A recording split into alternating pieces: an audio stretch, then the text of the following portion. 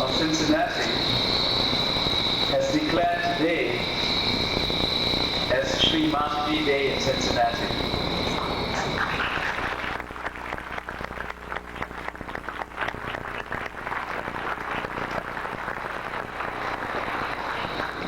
And I will read this proclamation, which I'm very thrilled about because some of you will know that Sri Mataji is an international figure. She is a diplomat. Her husband has been the Secretary General of a very large United Nations organization. He has been knighted by the Queen of England. He has received the highest awards from many, many nations. And he is one of the living legends in the world today. His name is Sir C.P. Srivastava. And Sri Mataji herself has been honored all over the world. And it is my pleasure to read this proclamation.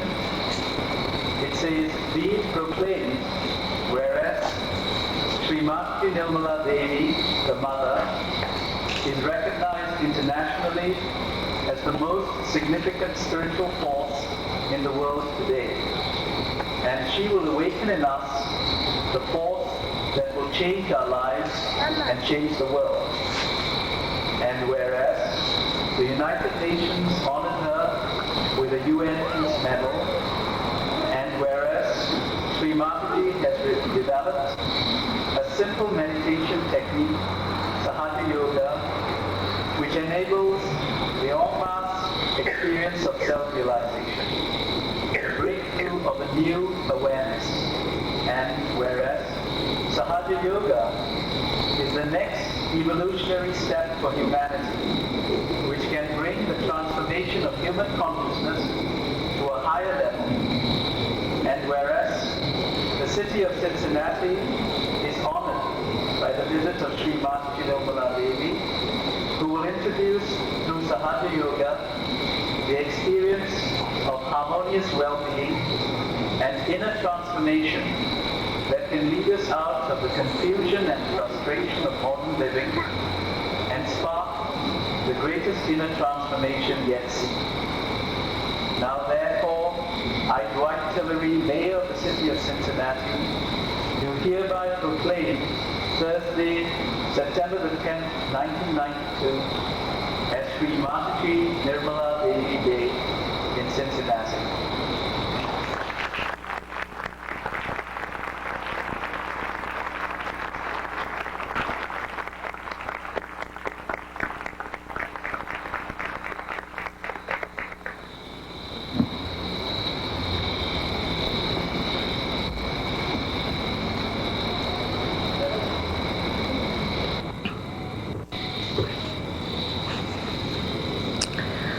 I bow to all the seekers of truth.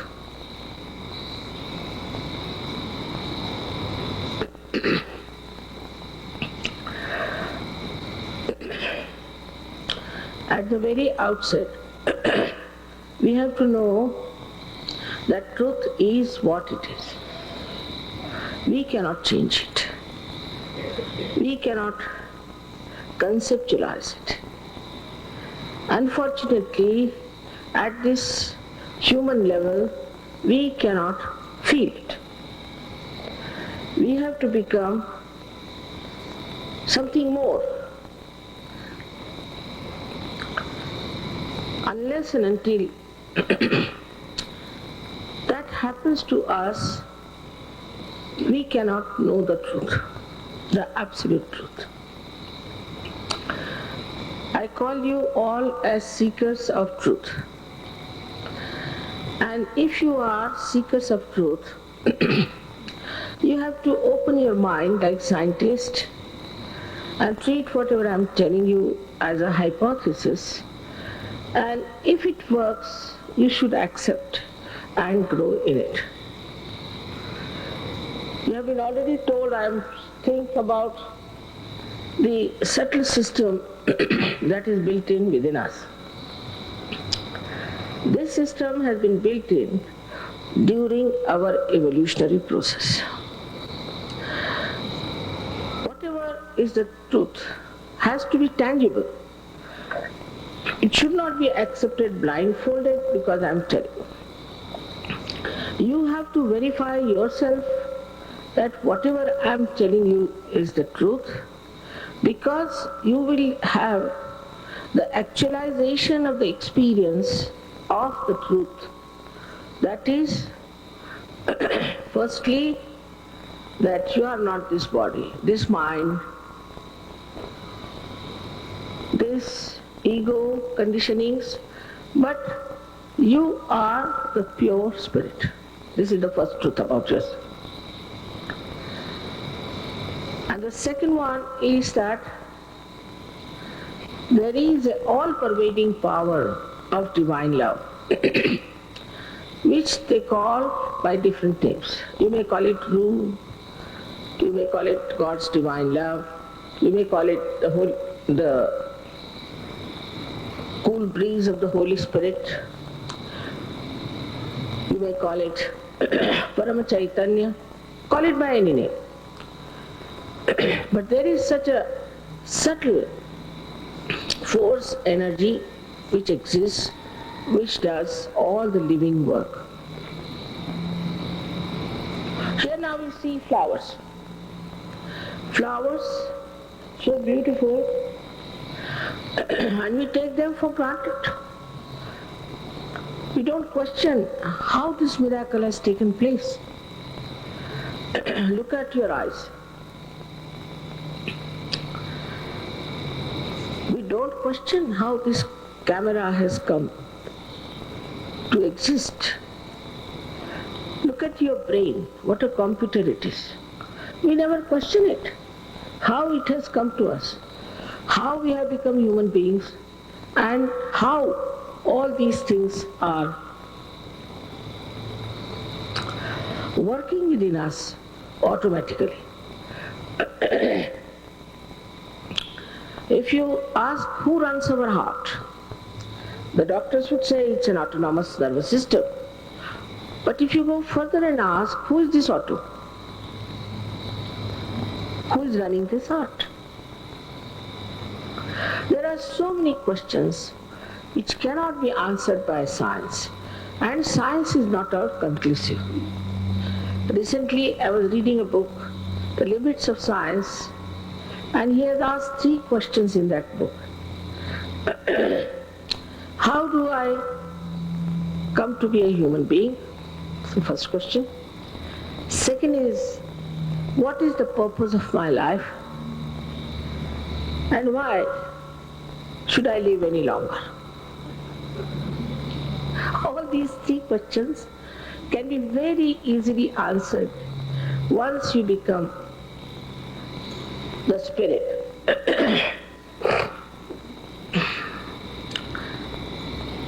This transformation is also called by many names. People call it self-realization.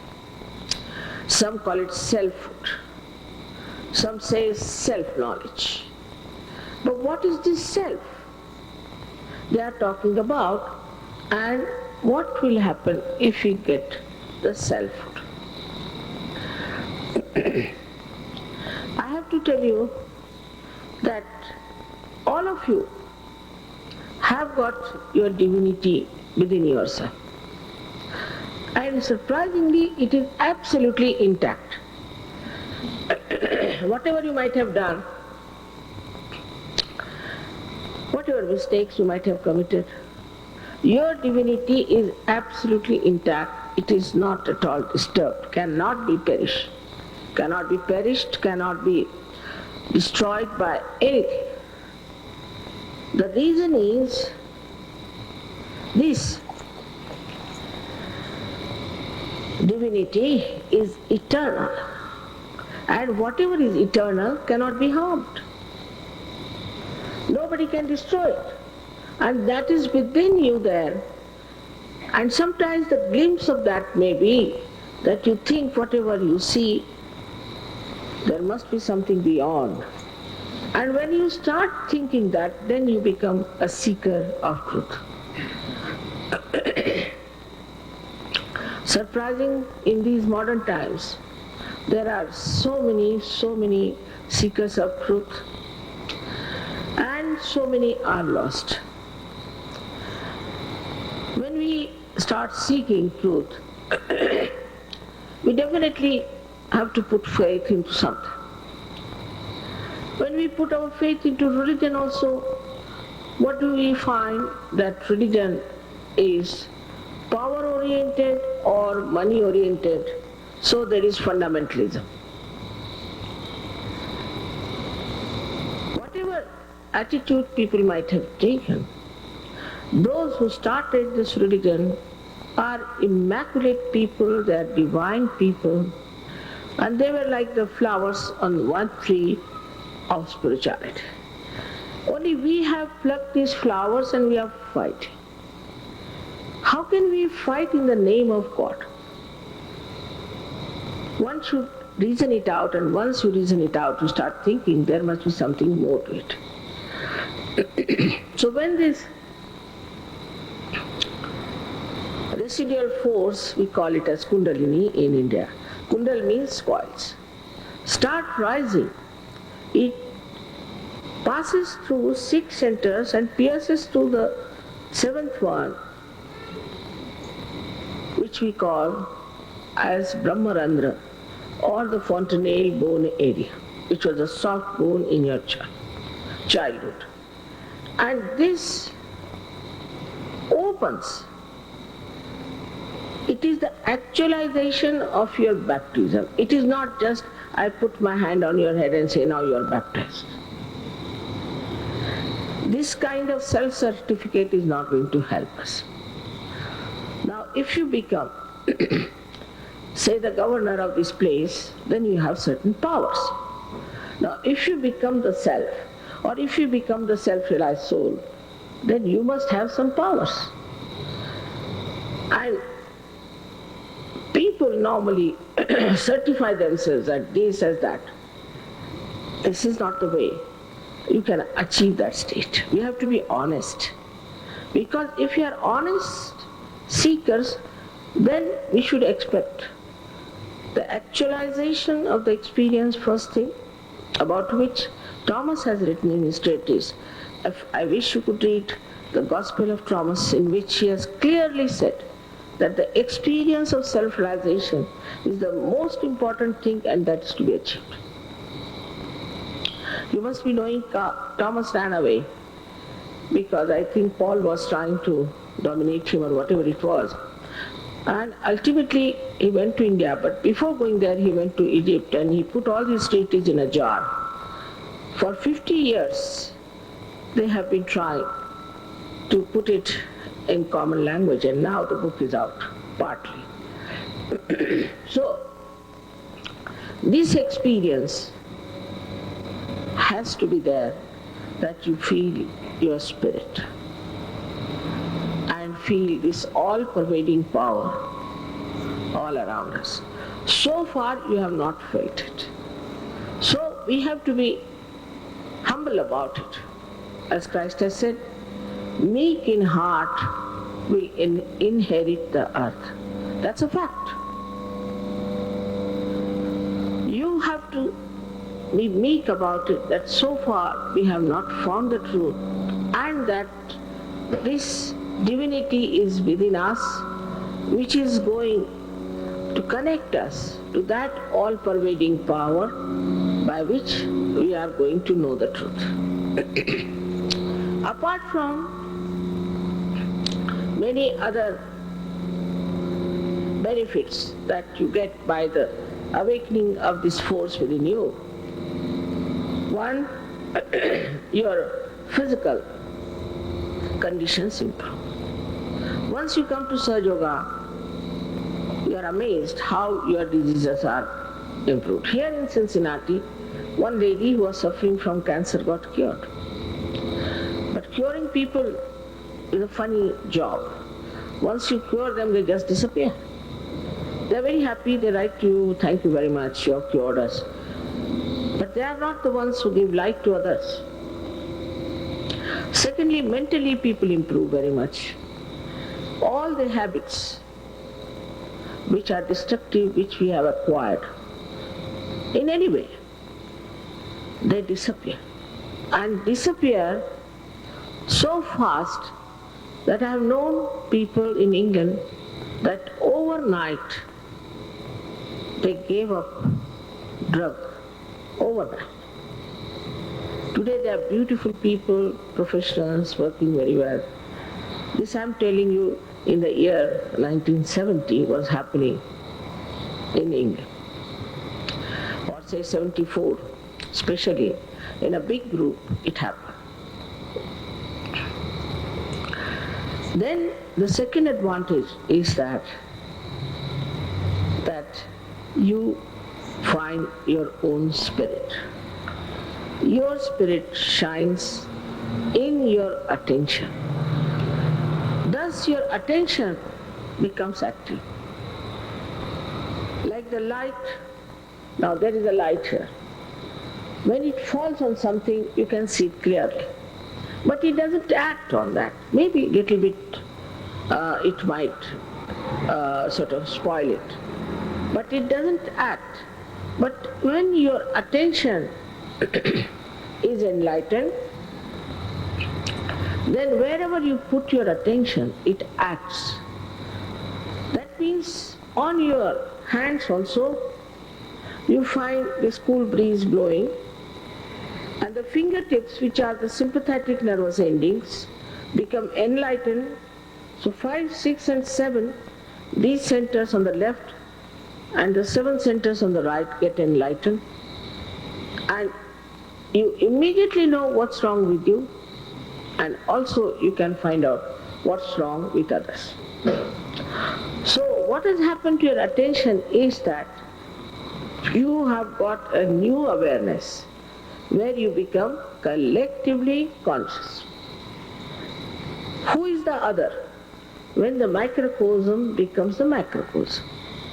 When a drop becomes the ocean, it becomes the ocean. In the same way, you start feeling the problems of other people and you talk the language of centers. If you know how to cure your centers and the centers of others, imagine what miracles you can do. If you see the problems of human beings, we can say ecological problems, health problems, all kinds of problems we have. these are due to fundamentally human beings and due to fundamentally their centers. If you can put these centers right, you can put human beings right as well as you can put all the problems completely solved. Like, I would like to tell you that in India, there are 3 doctors in Delhi University who have got their MD, Master of, they call it in the medical as the MBBS, now they have doctorate in medicine. About the curing of very incurable diseases. No doubt, with Sahaja Yoga, many incurable diseases have been cured, even blood cancer and all that has been cured. But at the very outset I would like to tell you, we are not here to cure people but make you all into doctors, so that all of you can go around and cure. Because single-handed, how many people I can cure?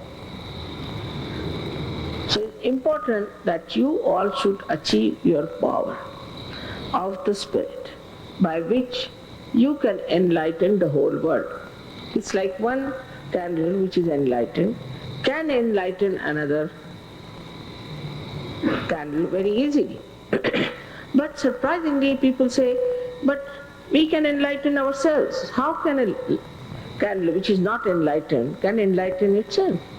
It's illogical. But anybody who gets enlightenment, any one of you who gets enlightenment can enlighten another person, because you can raise the Kundalini of others. You can give realization to others. You get these powers automatically within you, for which of course, I hope Bala has told you, you cannot pay. You cannot pay. Because it's a living process of evolution. How much did we pay to become human beings?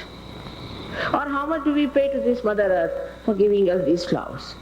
I mean, there's a built-in quality in the Mother Earth that she can sprout, and these plants also have a built-in capacity to produce flowers, or a seed to become a plant. All living process is done without going to the bank, without knowing about money. This is the first thing you must understand, that you cannot pay for it. It is so invaluable that you can't pay for it. It is so vital that it has to happen, especially now the time has come. I call it as the blossom time. Some people say it's the last judgment. In Quran it is written it's a Qiyamah, when your hands will speak.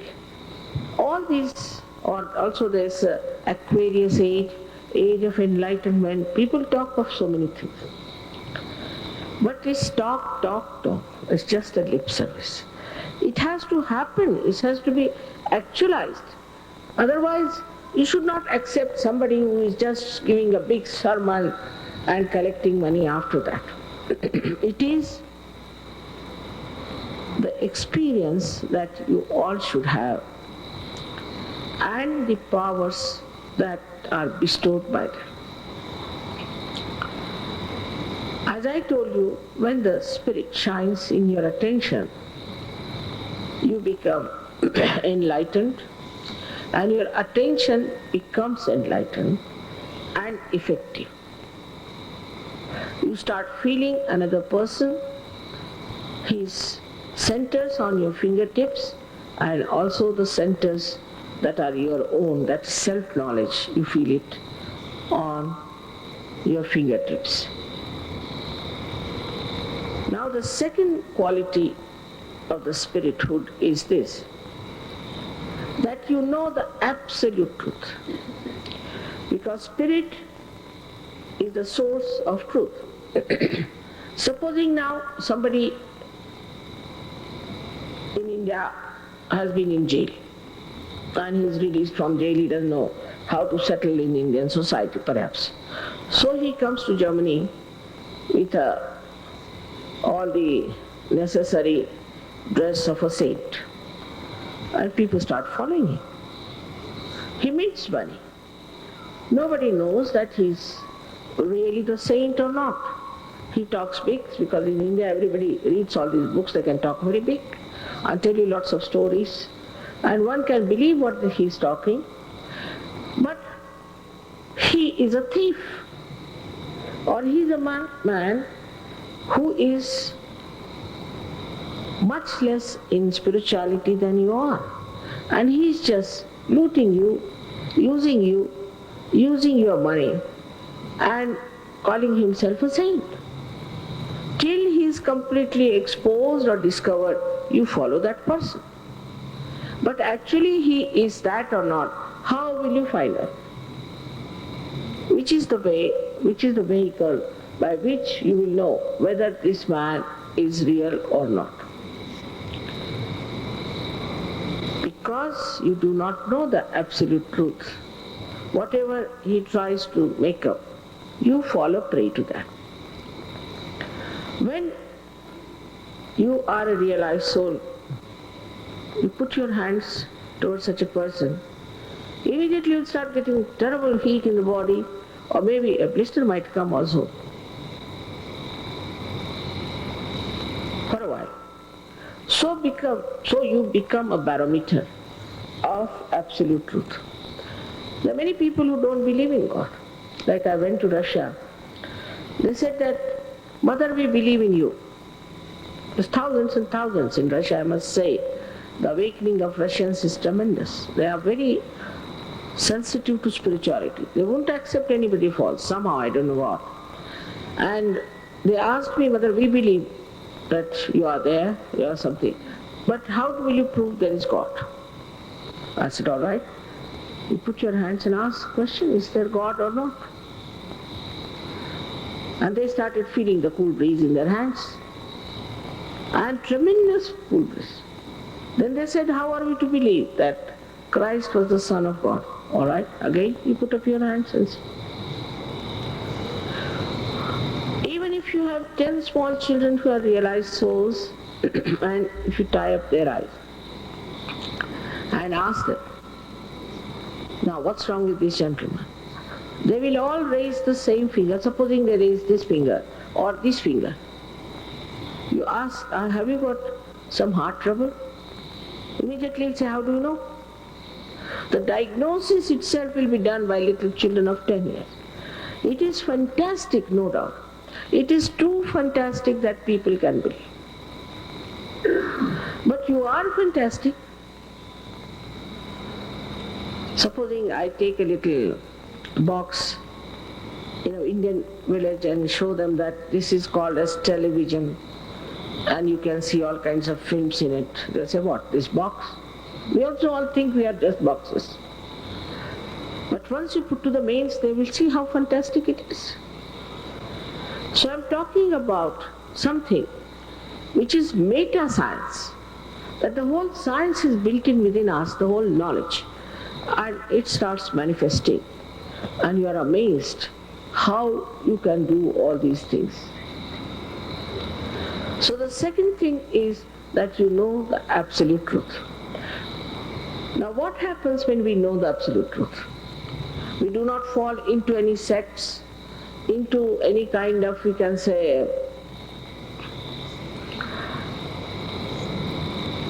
false type of enticements that we have.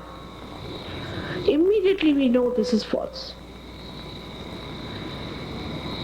But another great advantage is that when you know the absolute truth, there is no question of fighting. Because everybody sees the same truth, knows the same truth. I used to tell them about Freud, and they didn't like it very much at that time. But now he's exposed.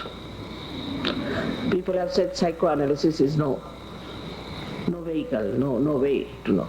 So now, when he's now exposed, they're agreeing to it. But so many would not sit in my program because I said, the Freud has taken out some yarn out of his head and you have accepted it. There's no reality in it.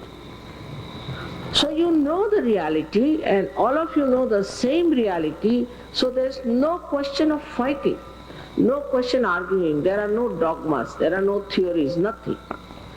Everybody sees the same point of view. So there will be no wars, there will be no quarrel, nothing of the kind.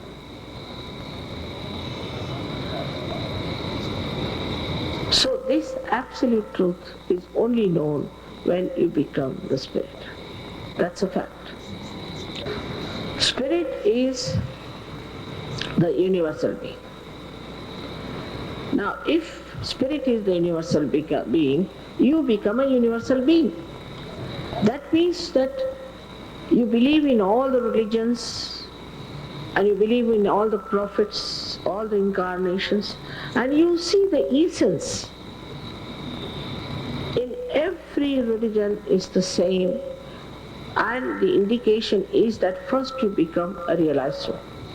Christ has said you have to be born again. Everybody has said the same thing. But because of ignorance, because of manipulation, we all fight in the name of God. When you become the universal being, you forget about races, about nations, false religions, false things, and you all become absolutely congenial with each other, and such a rapport is established between people. See now, what is the difference we have between ourselves? You cut the skin a little bit and you'll find the same nerve, the same muscle, the same bone in that part. Whether it is in England or it is in Australia, India or Africa. No difference. It's just skin deep. We smile the same way, laugh the same way, cry the same way, feel the same way. But still we are not conscious. This is not in awareness that we are all universal beings. What is there to fight in the name of these superficial, skin deep things? So, what happens is this, that a kind of a great brotherhood starts emerging out. We have programs in India once a year, and about 3,000 people come. And these 3,000 people, they are from 55 countries. You'll be amazed, they are from 55 countries. I've never seen them quarreling, fighting with any violence. Even a football match you cannot see without a fight. Here, such love, such understanding, how they know each other, how they understand each other, how they love each other, and how they intensely work for the benevolence of others is very, very remarkable. When I first went to Russia, you'll be amazed, 25 German Sahjogis came in. And these 25 German Sahjogis told me, when I asked them, why are you here? They said, Mother, don't you think it is our responsibility? I said, no. Why? You didn't do anything wrong. Your forefathers might have done something wrong. No, it's our responsibility because they were our forefathers. And with great assiduity, even when I left Russia, they were there and they worked it out. And today I must say, spiritually, apart from India, Russia is the strongest country. People are so sensitive. I think we lost a lot of our energy in choices and in the so-called freedom and abandonment. While their government might have been wrong, might have been not so good, but the people are extremely simple and extremely loving, very affectionate. I was so surprised the way they were, thousands and thousands, who got their realization. Here I am very much surprised at our mayor here that he has recognized me. The first time I think any mayor who has really recognized me in this way. And I really must say Cincinnati must be some special place where they have done it. Of course in Italy there are some mayors in small villages who have tremendous respect for me. But this kind of thing, proclamation, is such a surprise to me, shows that in this place, Cincinnati, there is an awareness that we need transformation. With transformation, not only your physical, mental, emotional problems are solved, but material problems are solved. Agriculture improves such a lot because this vibrated things like water and all that, when you give it to the crops, we have seen it has grown 10 times more. We have some doctors of agriculture who have experimented with it and have been trying to publish a book about it. Not only agriculture, but so many other things like we can say the ecological problem you have. So the trees which were dying with the acid rain have been saved, and they are emitting very good air to counterbalance the ecological problem.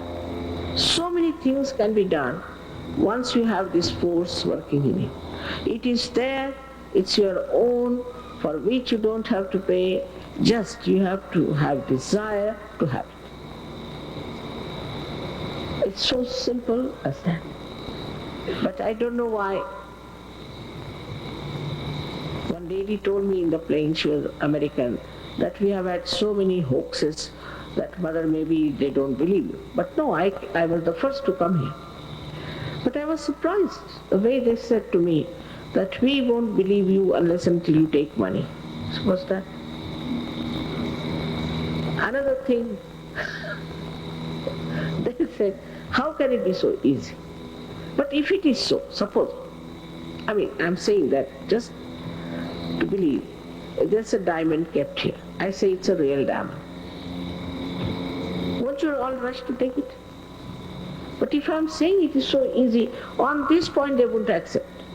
You shouldn't eat food like this, but should go round and eat like that. Otherwise, cannot. They believe you must suffer before you get spirituality. I said, you have suffered enough now, believe me. You don't have to suffer. They think you have to go to Himalayas and stand on your head and starve yourself or go to desert and get nirvana. In any way, you die, so you call it death is nirvana, you can get it. All these kind of ideas they gave me, I didn't know what to talk to them. And all sorts of false people invaded, not only Indians, Americans, Portuguese, all sorts of people invaded, and they succumbed to them. I didn't come to America for 9 years for the same reason. I thought, no, their ideas about truth are so funny that you have to go to Himalayas or you must do this and do that I will never be able to really work it out. After 9 years, Sir Yogesh told me, now mother, it's changing, you better come. So I came, and Cincinnati, I was here 3 years back. I'm sorry I should have come earlier. But I've been very busy. South America is also very well in spirituality. They're very faithful, simple people. I don't say that complicated people don't get realization. They do, all of them. But complicated people have to devote little more time to get this connection all right. Like you see any complicated machinery, if it goes out of order, you have to pay more attention to it. In the same way, once you get your realization, you have to come to the collective. Collective means where everybody is there who knows all about Sahaja Yoga, and you must master it. That also is free, absolutely free. You don't have to pay for it. You should have all the knowledge about this subtle system, and you should get the powers that are within you which can manifest. This is only my desire, for which I am running day and night all over the world. As they said, yes, true, that on one side I have a very good family and a very good husband, I have grandchildren, and I'm myself 70 years of age. So you can imagine I'm still traveling and doing all this work, because even my family thinks that it's very important that transformation must take place so that there's a complete emancipation of human beings. And people should transform, to transform the whole world. And this is a very special time. I hope people from Cincinnati will respond to it and will get their self-realization. We'll take about 10 to 15 minutes for that.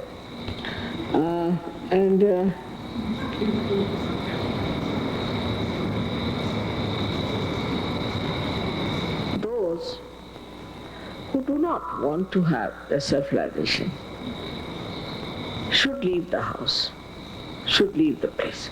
Because I cannot force. It's your freedom to get your realization. If you don't want it, you are free. If you want to enter into the kingdom of God, you can. If you don't want, you cannot. Because this is the work of divine love. Nothing can be forced. And this compassion that is flowing as the divine love will not force anything on you. It respects your freedom. So I have to humbly request you, those who do not want to have realization should leave the place and should not in any way disturb others who want to have it.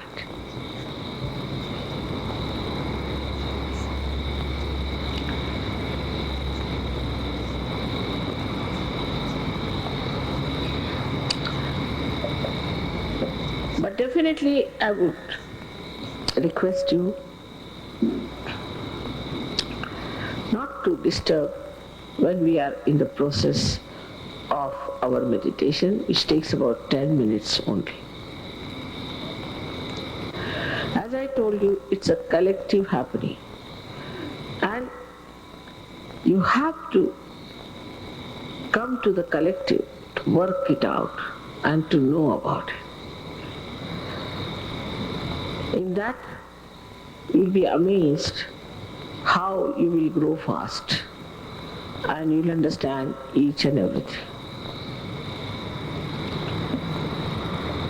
I'm sure you must be having lots of questions also in your mind. As I'm here only for one day, I would say that you should write your questions and send them over, and I'll try to answer them. Tomorrow I'm going away to Canada, and I'll be back again after 1 year. I promise I'll be here for a longer period next time.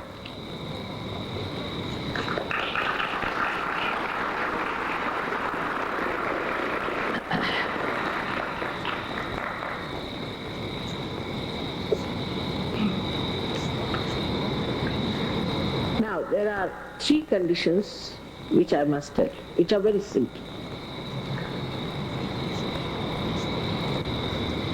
The first condition is that you have to be absolutely confident that you all are going to get your self-realization tonight.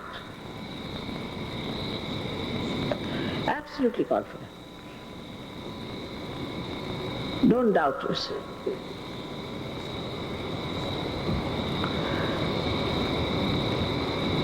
So the second one follows that you should not feel guilty at all at this moment here.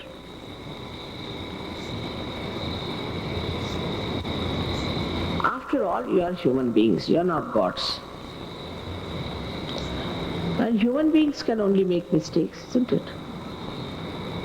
And this all-pervading power about which I am talking to you, which is going to work out your self-realization, is the ocean of forgiveness, and very powerful ocean of forgiveness. And whatever mistakes you might have committed, it can dissolve everything.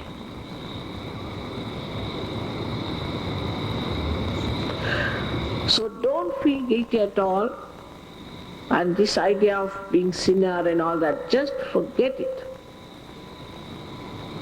If you are the seeker of truth, it's your right to get your yoga, your union with the divine. It's your right. Sahaja, Saha means with you is born, Ja is born. This right to get this union. So please, don't feel guilty. I must tell you very frankly, when you feel guilty, the center on the left side here catches.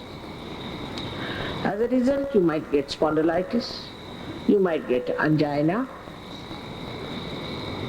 Also, your system, the organs, might become lethargic. So no use feeling guilty. What's the use? If you have made mistakes, you think you have made really mistakes, just face it and finish it off. But don't carry it out here. But it has become a fashion, I tell you. One lady told me, I feel very guilty for Afghanistan. I said, what, are you Afghani? No. Then are you Russian? No. Then why are you feeling? I'm just feeling. So please, in short, you have to be placed very pleasantly towards yourself. Very, very pleasantly.